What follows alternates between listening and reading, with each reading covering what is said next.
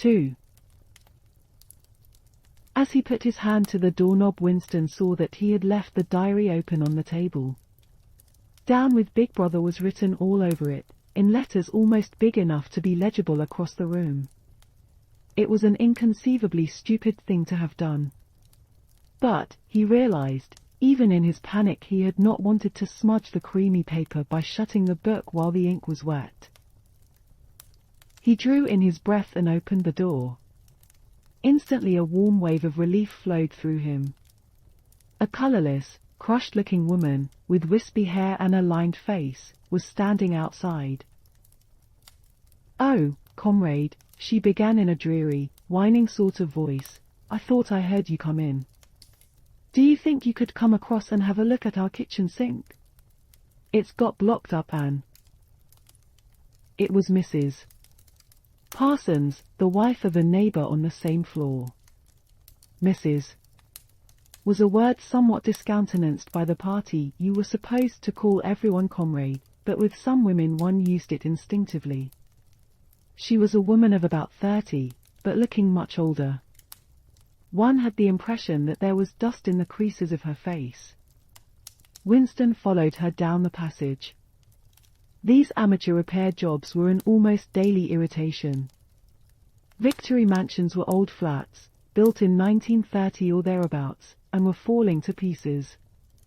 The plaster flaked constantly from ceilings and walls, the pipes burst in every hard frost, the roof leaked whenever there was snow, the heating system was usually running at half steam when it was not closed down altogether from motives of economy. Repairs, except what you could do for yourself, had to be sanctioned by remote committees which were liable to hold up even the mending of a window pane for 2 years.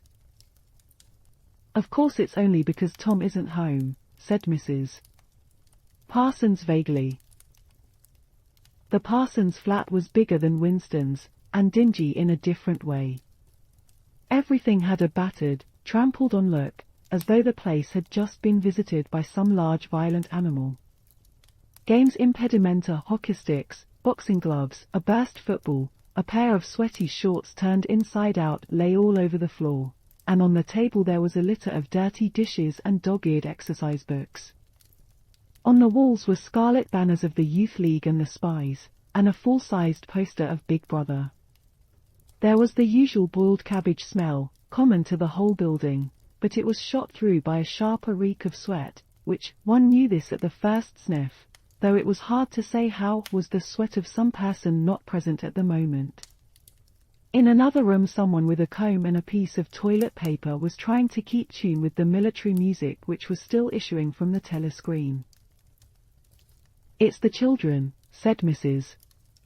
Parsons, casting a half-apprehensive glance at the door. "They haven't been out today. And of course..." She had a habit of breaking off her sentences in the middle. The kitchen sink was full nearly to the brim with filthy greenish water which smelt worse than ever of cabbage. Winston knelt down and examined the angle joint of the pipe. He hated using his hands, and he hated bending down, which was always liable to start him coughing. Mrs. Parsons looked on helplessly. "Of course if Tom was home he'd put it right in a moment," she said. "He loves anything like that. He's ever so good with his hands, Tom is." Parsons was Winston's fellow employee at the Ministry of Truth. He was a fattish but active man of paralyzing stupidity, a mass of imbecile enthusiasms, one of those completely unquestioning, devoted drudges on whom, more even than on the thought police, the stability of the party depended. At 35 he had just been unwillingly evicted from the Youth League, and before graduating into the Youth League he had managed to stay on in the Spies for a year beyond the statutory age. At the ministry he was employed in some subordinate post for which intelligence was not required, but on the other hand he was a leading figure on the sports committee and all the other committees engaged in organizing community hikes, spontaneous demonstrations, savings campaigns, and voluntary activities generally. He would inform you with quiet pride, between whiffs of his pipe, that he had put in an appearance at the community center every evening for the past 4 years. An overpowering smell of sweat, a sort of unconscious testimony to the strenuousness of his life, followed him about wherever he went, and even remained behind him after he had gone. "Have you got a spanner?" said Winston, fiddling with the nut on the angle joint. "A spanner," said Mrs. Parsons, immediately becoming invertebrate. "I don't know, I'm sure. Perhaps the children." There was a trampling of boots and another blast on the comb as the children charged into the living room. Mrs. Parsons brought the spanner. Winston let out the water and disgustedly removed the clot of human hair that had blocked up the pipe. He cleaned his fingers as best he could in the cold water from the tap and went back into the other room. "Up with your hands," yelled a savage voice. A handsome, tough-looking boy of 9 had popped up from behind the table and was menacing him with a toy automatic pistol, while his small sister, about 2 years younger, made the same gesture with a fragment of wood. Both of them were dressed in the blue shorts, grey shirts, and red neckerchiefs which were the uniform of the spies. Winston raised his hands above his head, but with an uneasy feeling, so vicious was the boy's demeanor, that it was not altogether a game. "You're a traitor," yelled the boy. "You're a thought criminal. You're a Eurasian spy. I'll shoot you, I'll vaporize you, I'll send you to the salt mines." Suddenly they were both leaping round him, shouting traitor and thought criminal, the little girl imitating her brother in every movement. It was somehow slightly frightening, like the gambolling of tiger cubs which will soon grow up into man-eaters. There was a sort of calculating ferocity in the boy's eye, a quite evident desire to hit or kick Winston, and a consciousness of being very nearly big enough to do so. It was a good job it was not a real pistol he was holding, Winston thought. Mrs. Parsons' eyes flitted nervously from Winston to the children, and back again. In the better light of the living room he noticed with interest that there actually was dust in the creases of her face. "They do get so noisy," she said. "They're disappointed because they couldn't go to see the hanging, that's what it is. I'm too busy to take them. And Tom won't be back from work in time." "Why can't we go and see the hanging?" roared the boy in his huge voice. "Want to see the hanging? Want to see the hanging?" chanted the little girl, still capering round. Some Eurasian prisoners, guilty of war crimes, were to be hanged in the park that evening, Winston remembered. This happened about once a month, and was a popular spectacle. Children always clamoured to be taken to see it. He took his leave of Mrs. Parsons and made for the door. But he had not gone 6 steps down the passage when something hit the back of his neck, an agonizingly painful blow. It was as though a red-hot wire had been jabbed into him. He spun round just in time to see Mrs. Parsons dragging her son back into the doorway while the boy pocketed a catapult. "Goldstein!" bellowed the boy as the door closed on him.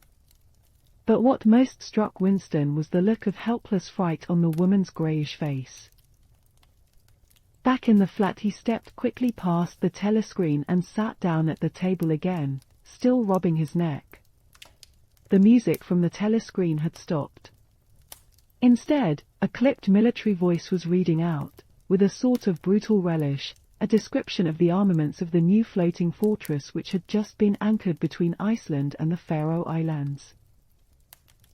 With those children, he thought, that wretched woman must lead a life of terror. Another year, 2 years, and they would be watching her night and day for symptoms of unorthodoxy. Nearly all children nowadays were horrible. What was worst of all was that by means of such organizations as the spies they were systematically turned into ungovernable little savages, and yet this produced in them no tendency whatever to rebel against the discipline of the party. On the contrary, they adored the party and everything connected with it. The songs, the processions, the banners, the hiking, the drilling with dummy rifles, the yelling of slogans, the worship of Big Brother, it was all a sort of glorious game to them. All their ferocity was turned outwards, against the enemies of the state, against foreigners, traitors, saboteurs, thought criminals. It was almost normal for people over 30 to be frightened of their own children. And with good reason, for hardly a week passed in which the Times did not carry a paragraph describing how some eavesdropping little sneak, child hero was the phrase generally used, had overheard some compromising remark and denounced its parents to the thought police.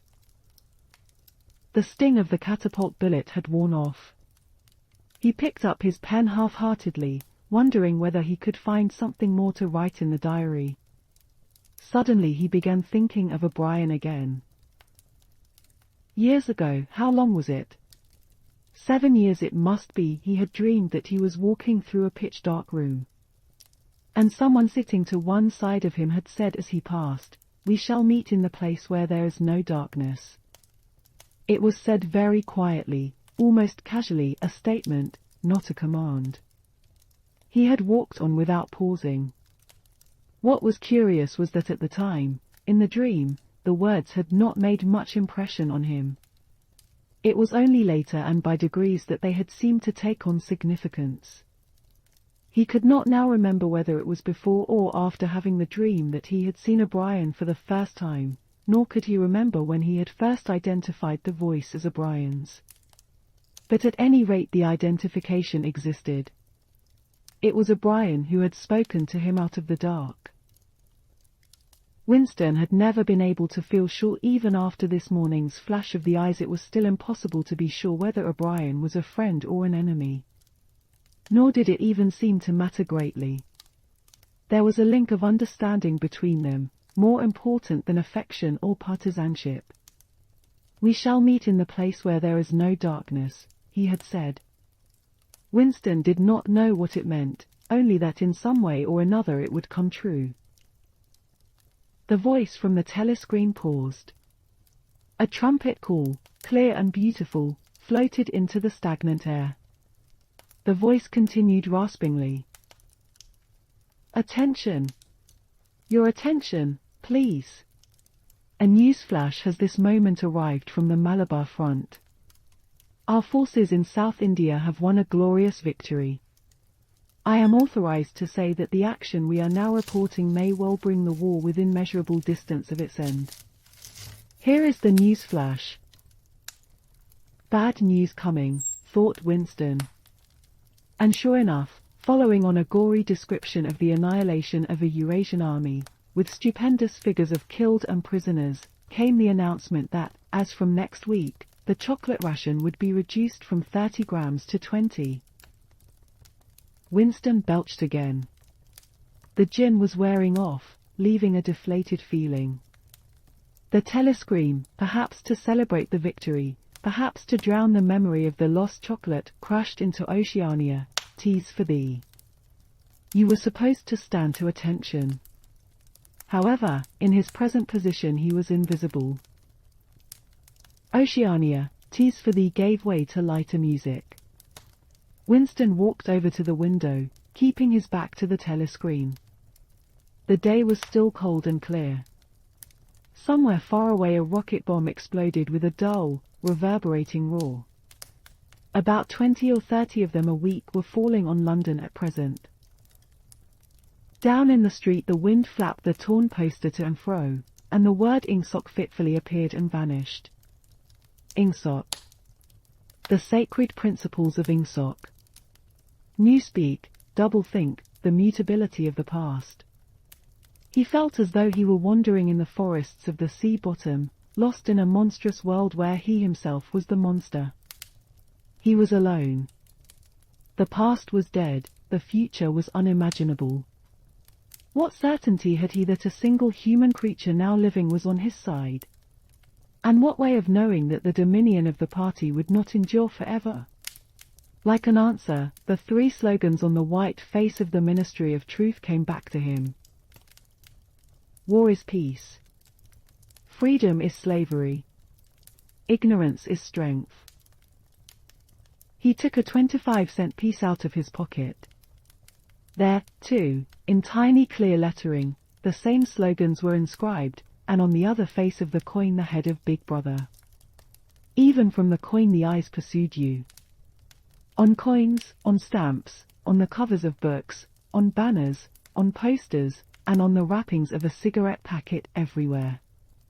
Always the eyes watching you and the voice enveloping you.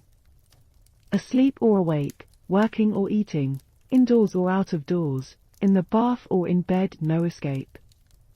Nothing was your own except the few cubic centimeters inside your skull. The sun had shifted round, and the myriad windows of the Ministry of Truth, with the light no longer shining on them, looked grim as the loopholes of a fortress.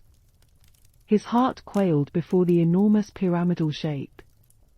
It was too strong, it could not be stormed. 1,000 rocket bombs would not batter it down. He wondered again for whom he was writing the diary. For the future, for the past, for an age that might be imaginary. And in front of him there lay not death but annihilation. The diary would be reduced to ashes and himself to vapor. Only the thought police would read what he had written, before they wiped it out of existence and out of memory. How could you make appeal to the future when not a trace of you, not even an anonymous word scribbled on a piece of paper, could physically survive? The telescreen struck 14. He must leave in 10 minutes. He had to be back at work by 14:30. Curiously, the chiming of the hour seemed to have put new heart into him. He was a lonely ghost uttering a truth that nobody would ever hear. But so long as he uttered it, in some obscure way the continuity was not broken. It was not by making yourself heard but by staying sane that you carried on the human heritage. He went back to the table, dipped his pen, and wrote. To the future or to the past, to a time when thought is free, when men are different from one another and do not live alone, to a time when truth exists and what is done cannot be undone. From the age of uniformity, from the age of solitude, from the age of Big Brother, from the age of doublethink, greetings. He was already dead, he reflected. It seemed to him that it was only now, when he had begun to be able to formulate his thoughts, that he had taken the decisive step. The consequences of every act are included in the act itself. He wrote, Thought crime does not entail death. Thought crime is death. Now he had recognized himself as a dead man. It became important to stay alive as long as possible. 2 fingers of his right hand were ink-stained. It was exactly the kind of detail that might betray you. Some nosing zealot in the ministry, a woman, probably, someone like the little sandy-haired woman or the dark-haired girl from the fiction department, might start wondering why he had been writing during the lunch interval, why he had used an old-fashioned pen, what he had been writing, and then drop a hint in the appropriate quarter.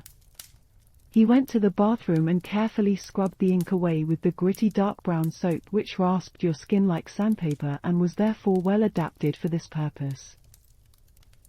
He put the diary away in the drawer. It was quite useless to think of hiding it, but he could at least make sure whether or not its existence had been discovered. A hair laid across the page ends was too obvious. With the tip of his finger he picked up an identifiable grain of whitish dust and deposited it on the corner of the cover, where it was bound to be shaken off if the book was moved.